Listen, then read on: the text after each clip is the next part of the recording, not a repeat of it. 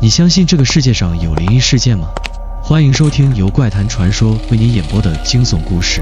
雨夜，林边乡的街道显得格外冷清，昏黄的路灯投下斑驳光影，微风裹挟着湿冷的气息，沿着空无一人的巷道蜿蜒而去。阿祥骑着机车缓缓驶入，雨点啪嗒啪嗒地打在头盔上，模糊了视线。他抬头望了眼手机屏幕，时间正好是23点45分，距离午夜只剩15分钟。你准备好看完这个故事了吗？他早已听说林边废弃戏院的传闻，也在网络论坛上看到不少探险者分享的诡异经历。有人说，午夜时分，戏院内会传来微弱的低语声，像是有人仍坐在观众席里窃窃私语。有人说，在戏院的放映厅里，偶尔会看到一个白衣女子静静地坐在某个角落，直勾勾地盯着屏幕，即使屏幕早已布满尘埃，电影机早就不可能再启动。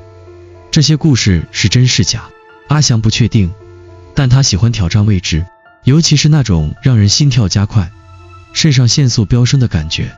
他握了握手把，深吸了一口气，继续朝戏院的方向前进。然而，随着他靠近目的地，机车的引擎声在狭窄的巷弄间回荡，隐约有些不对劲。四周静得诡异，尽管是深夜，但这片区域太过寂静了，连狗吠声都听不见，仿佛整个世界都被一种无形的力量抽空了声音。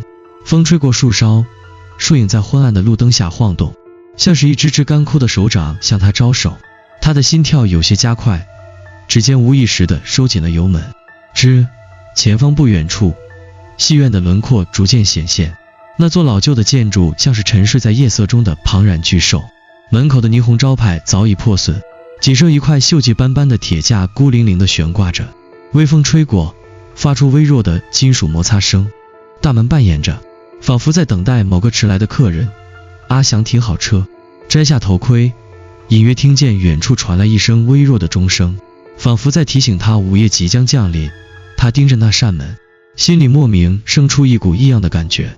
戏院的大门斑驳不堪，上面残留着焦黑的痕迹，像是被某种高温灼烧过。门上的玻璃破裂了一半，裂痕像蜘蛛网一样蔓延开来，映照着他模糊的脸庞。透过碎裂的玻璃，他隐约看到黑暗的内部，座椅的轮廓在阴影中若隐若现，仿佛仍有无形的观众静坐其中，等待电影的开演。有没有人？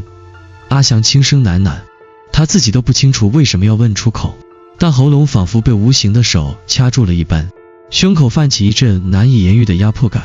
他伸手推了推大门，门板在锈蚀的铰链上发出一声沉闷的吱呀声，如同某个熟睡的巨兽被惊醒。一瞬间，一股冷风从门缝中涌出，带着潮湿、腐朽的霉味，以及一丝若有似无的焦味。阿祥皱了皱眉，脚步有些迟疑。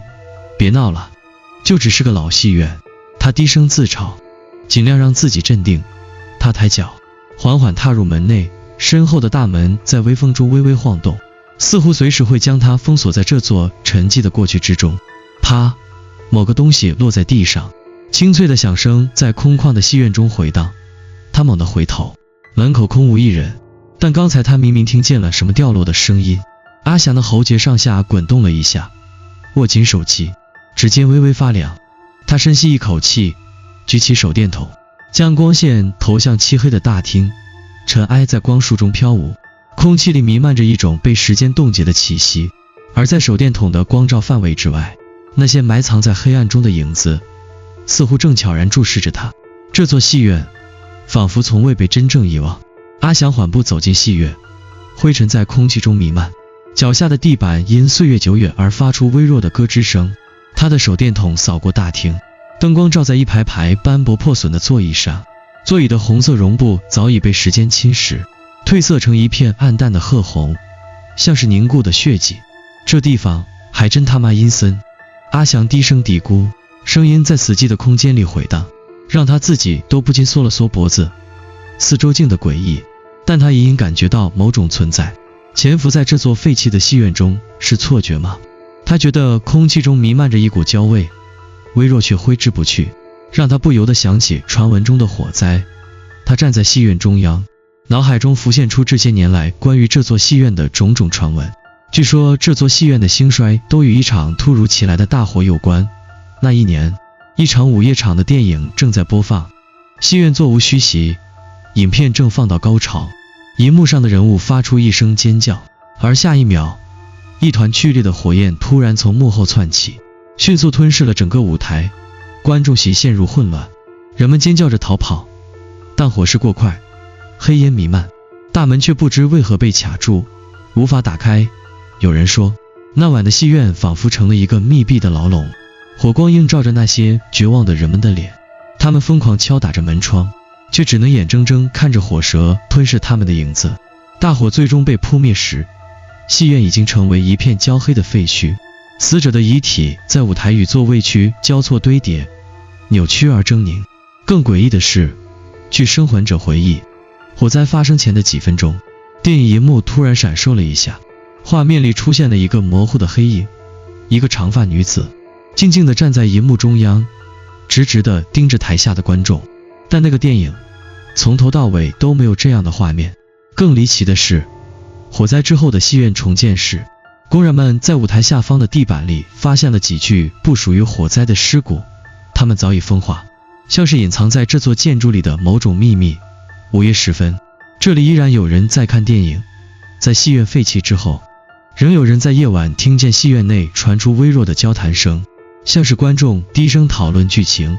偶尔也会有人看到舞台上的幕布微微晃动，仿佛有人在后面拉扯。但最诡异的是，曾有探险者在戏院里拍下照片，照片里某些空荡的座椅上，竟隐约能看到模糊的身影。有人说，那些魂魄依然停留在这里，等待那场被大火吞噬的电影，等待它重新开始。阿翔想到这里，忍不住吞了口唾沫。他的理性告诉自己，这些不过是都市传说，真正的原因或许只是年久失修的管线起火，但心里却莫名有些不安。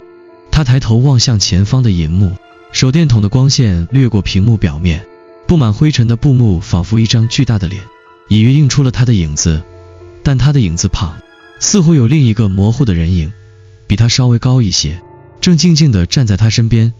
他的呼吸猛地一滞，手电筒的光猛地往四周扫去，确认四周空无一人。再回头看银幕时，那影子已经消失了，空气中焦味似乎变得更浓了。该死！他低声咒骂，心脏剧烈跳动着。他努力告诉自己是错觉，可身体的直觉却在告诉他不对劲。他摸了摸口袋，拿出手机，想录下这里的环境。就在他打开相机时，屏幕闪了一下，镜头里的画面有些许的模糊。他皱起眉头，把相机转向座椅区。画面里座椅依旧空荡，什么都没有。但当他回放录像时，画面里却多了一排模糊的影子，静静地坐在观众席里，仿佛正在等待电影的开演。他的指尖冰凉，心跳如擂鼓，汗水顺着脖颈滑落。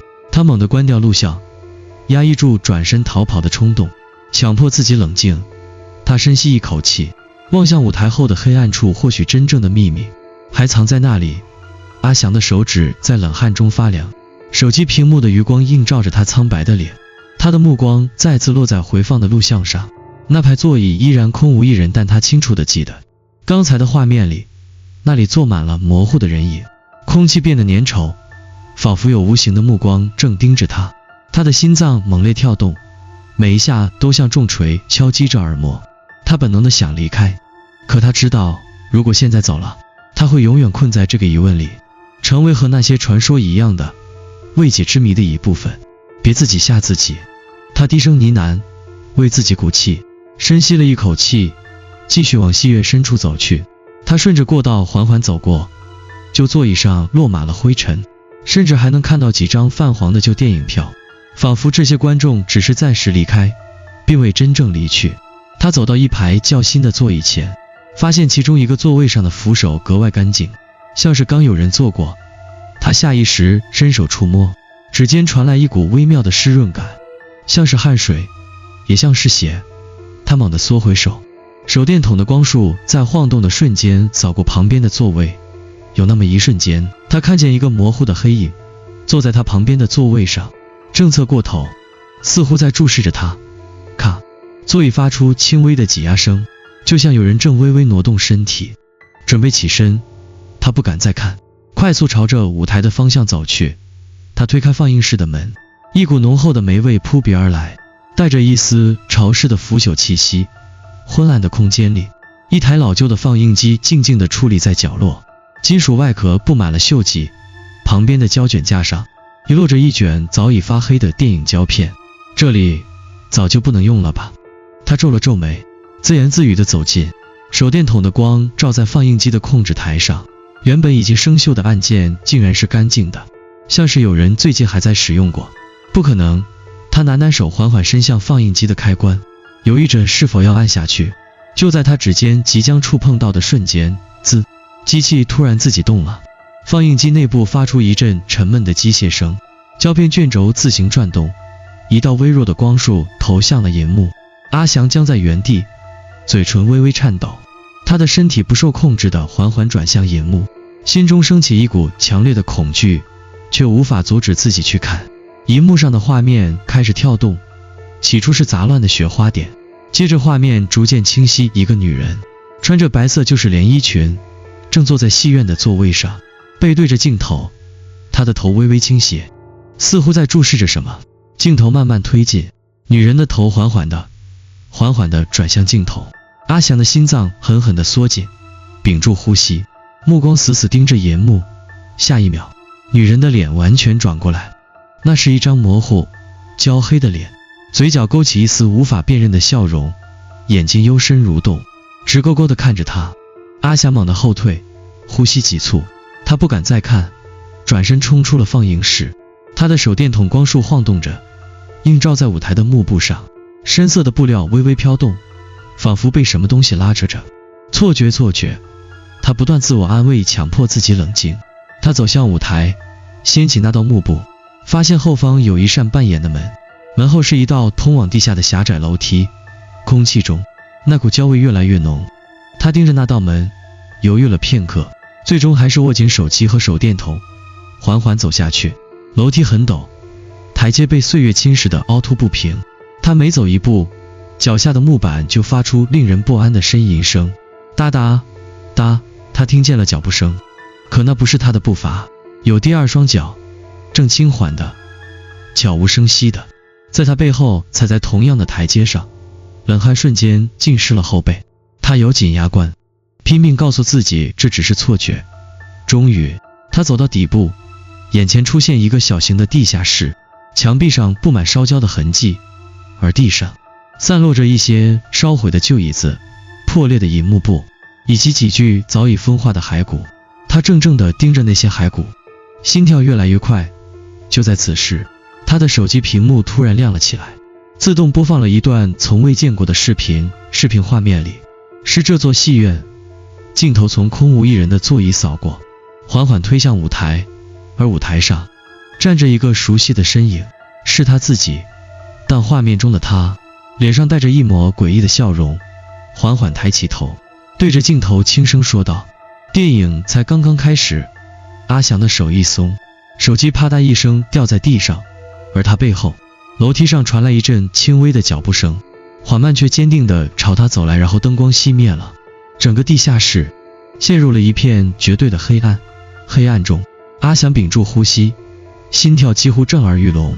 他的手猛地摸索着地上的手机，指尖触碰到冰冷的屏幕，但他的光早已熄灭，仿佛被吞噬在黑暗之中。他试图抬起头，但脖子却僵硬得无法动弹，他的身体像是被某种看不见的东西束缚住了。寒意顺着脊椎蔓延，窒息感越来越强烈。哒哒哒，楼梯上的脚步声逐渐逼近，每一步都仿佛踩在他的神经上。他不敢回头，可那声音却越来越近，最后停在了他身后，近得他几乎能感觉到背后传来的气息。忽然，某种柔软而冰冷的东西碰到了他的肩膀，他的身体猛地一僵。你终于回来了。那是一个女人的声音，悠悠的，带着某种熟悉的哀伤，近乎耳语般的在他耳边响起。他的全身血液瞬间冻结，喉咙发不出一点声音。你还记得我吗？那个声音再次低语，缓慢而坚定，像是在强迫他想起什么。阿翔的脑海突然轰然炸裂，一股陌生却又熟悉的记忆疯狂地涌入，撕裂了他原本清晰的认知。影像在脑海中如同破碎的胶片飞速闪过，一个女孩坐在戏院的座位上，穿着一袭白色连衣裙，脸上带着温暖的笑意。翔哥，你说等我长大了，我们还会一起来看电影吗？她的声音清澈，如同风铃般悦耳。他记得她的眼睛如此明亮，充满对未来的期待。但下一秒，影像陡然变得扭曲，画面中大火在戏院里燃烧，炙热的火舌舔舐着舞台，黑烟弥漫在座位间，人们哭喊着奔逃。女孩站在座椅之间，绝望地看着他，而他却被大人拉着，拼命地逃离。女孩的身影被火焰吞噬，她的嘴唇微微颤动，仿佛在呼喊着他的名字。翔哥，救我！阿翔猛地倒吸一口气，瞳孔剧烈收缩。他终于想起来了，他小时候确实在这间戏院看过无数场电影，而那个女孩，她的名字叫小茹，是他最好的朋友。他的父母是戏院的工作人员，因此他经常待在这里。但他一直忘记了那场火灾，忘记了自己曾经亲眼看着他被困在燃烧的戏院里，而自己却被父亲拖着逃了出去。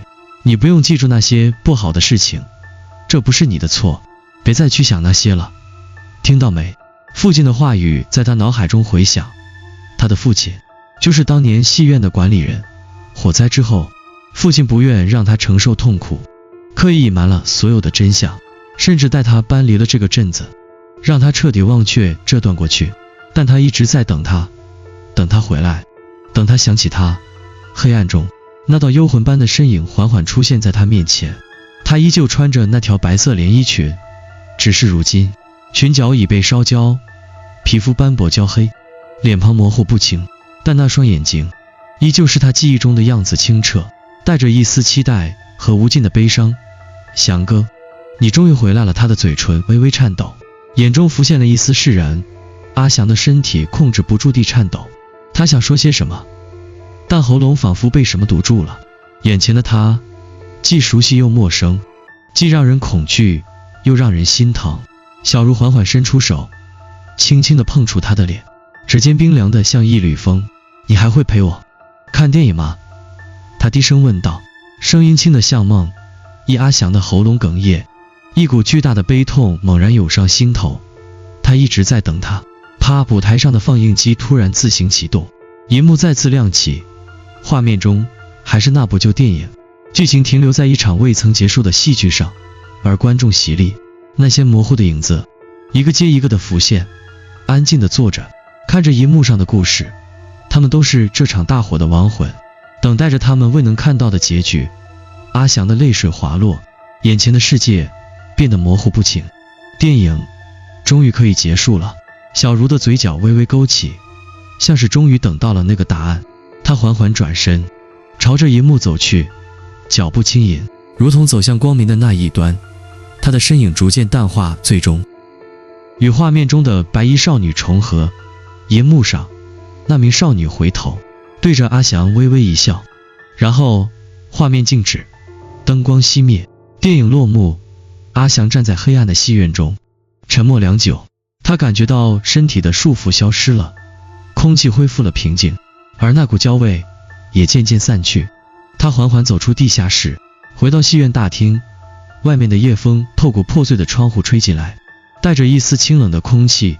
他回头看了一眼那块曾经播放过无数电影的银幕，此刻已彻底破裂，碎裂的幕布垂落在地，仿佛再也无法承载任何影响。这场等待了数十年的电影终于迎来了终结。阿翔深深吸了一口气，转身走出戏院，身后的大门在微风中缓缓合上，发出一声轻微的咔嗒声，仿佛这座戏院终于被时间封存，回归沉寂。阿翔回到家，打开手机，发现相册里多了一段从未录制过的视频。他迟疑地按下播放键，画面里他正坐在戏院里，静静地看着银幕。银幕上没有画面，只有一片纯白。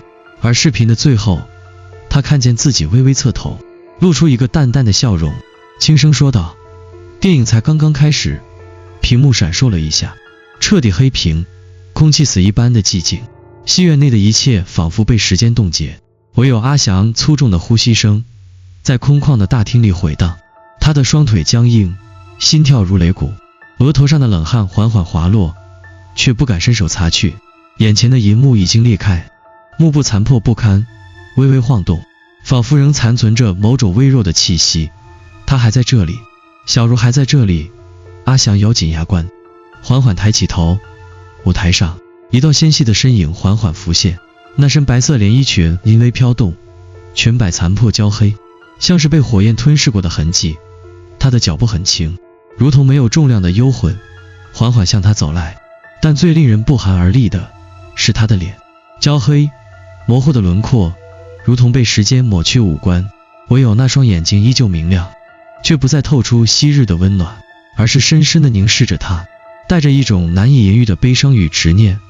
他站在他面前，距离不过几步之遥，他的嘴唇微微颤动，像是想要说些什么，但没有声音。阿翔的喉咙干涩无比，他想要开口，却发现自己连一个字都说不出来。终于，小茹轻轻抬起手，手指冰冷的像一缕阴风，轻轻的、缓缓的触碰上了阿翔的脸颊。一股彻骨的寒意顺着皮肤蔓延，渗入血液，直达心脏。翔哥，你为什么不救我？他的声音极轻，如同梦呓，却字字刺入灵魂。阿翔的心脏猛地一缩，眼眶不由得发热，脑海里那些尘封的记忆开始撕裂。他终于看清了当年的一切，那场大火灼烧着舞台与银幕。他站在逃生门前，身旁的父亲死死拽着他的手。小茹在烈焰之中泪眼婆娑地看着他，嘴唇翕动着呼喊他的名字，拼命伸出手，却始终无法跨过那道火光。那时的他想要冲过去，可父亲的手却牢牢地抓住了他。走！父亲的声音带着命令，不容抗拒。他被拖了出去。他回头看见小茹的身影消失在炽热的火焰之中，他的嘴唇颤抖，最终勾起一抹微笑，像是释然，又像是绝望。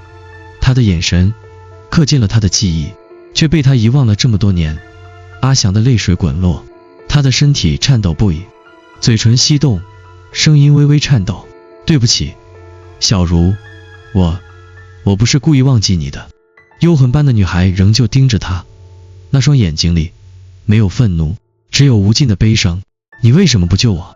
他的声音再次响起，这一次带着更深的哀伤与绝望。阿翔的内心像是被撕裂了一般，愧疚感几乎要吞噬他。他的手微微颤抖，缓缓伸出，试图触碰他的肩膀。然而他的身体忽然间开始剧烈颤抖，影子开始扭曲，如同被某种无形的力量撕裂。他的嘴张开，却发不出声音。整个戏院的灯光猛然闪烁，墙壁上浮现出烧焦的痕迹，空气中弥漫着一股刺鼻的焦味。而小茹的身影在他面前慢慢化为黑色的灰烬，随风飘散，他在消失。阿翔瞪大双眼，惊恐地看着这一幕。小茹，他猛地冲上前，想要抓住他的手，但指尖却穿透了他的身影，像是抓住了一缕青烟。女孩的脸庞在灰烬中逐渐模糊，消失之前，她的嘴唇微微翕动，轻声说出了最后一句话：谢谢你，终于记得我了。舞台上的放映机突然自行启动，荧幕再次亮起，画面中仍是那场未曾结束的电影。然而这一次，观众席里那些模糊的影子一个接一个的浮现，静静地坐着，看着银幕上的故事。他们都是这场火灾的亡魂，等待着他们未能看到的结局。阿翔缓缓地跪倒在地，泪水模糊了视线。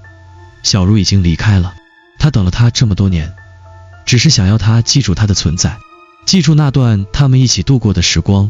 如今他终于得到了解脱，电影终于可以结束了。银幕上的画面渐渐变暗，投影光束缓缓熄灭，整个戏院陷入了一片绝对的寂静。阿翔站起身，擦去脸上的泪痕，缓缓地走向大门。他回头看了一眼那块曾经播放过无数电影的银幕，此刻已彻底破裂，碎裂的幕布垂落在地，仿佛再也无法承载任何影响。这场等待了数十年的电影终于迎来了终结。他深深吸了一口气，推开大门，夜风透过门缝吹进来，带着一丝清冷的气息。他跨出门槛，身后的大门在微风中缓缓合上，发出一声轻微的咔嗒声，仿佛这座戏院终于被时间封存，回归沉寂。阿翔回到家，疲惫地坐在床上，拿出手机，屏幕亮起，他打开相册，想看看那段录像，确认今晚经历的一切是否真的发生过。但相册里却多了一段他从未拍摄过的视频。他迟疑地按下播放键，画面里他正坐在戏院里，静静地看着荧幕，荧幕上没有画面，只有一片纯白。而视频的最后，他看见自己微微侧头，露出一个淡淡的笑容，轻声说道：电影才刚刚开始。屏幕闪烁了一下，彻底黑屏。阿翔的心脏骤然收紧，他猛地站起身，手机掉落在地，屏幕仍然黑暗无声。他的后背突然传来一阵冰冷的触感，仿佛有人轻轻地靠了过来，一个熟悉的声音在他耳边轻轻响起：翔哥，你还会陪我看电影吗？画面静止，房间的灯光忽然熄灭，房间的灯光骤然熄灭，黑暗瞬间吞噬了阿翔的视线，四周寂静的仿佛整个世界都被掏空，只剩下他急促的呼吸声和狂跳的心脏。翔哥，你还会陪我看电影吗？